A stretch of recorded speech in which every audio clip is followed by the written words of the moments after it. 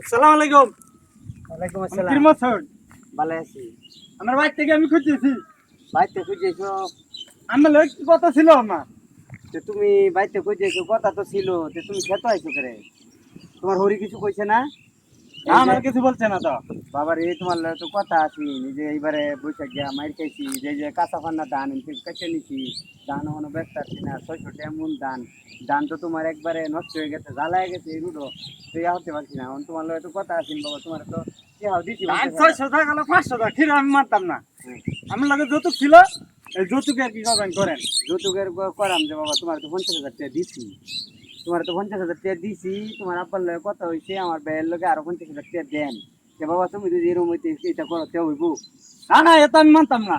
বাবা এই মানুষ, মানুষের গাড়ি কিনে দিতেছে, বাড়ি করে দিতেছে, হুন্ডার কিনে দিতেছে, এগুলো মানতাম না, এগুলো কথা বাবা ছিল না। আমার তো থাউন লাগবো, আমি একজন কৃষক মানুষ। আমি কাম হইরা খাম, মারও খাই। আমি কি তোমার, তুমি আসমানটা চান চাইলে আমি দিতারাম? আমার মেয়েরে দিছি বাবা, তোমার আমার মেয়ের সুখ দুঃখ মাইনে না লাগবো, আমি তো তোমার আরো 50,000 টাকা দেম।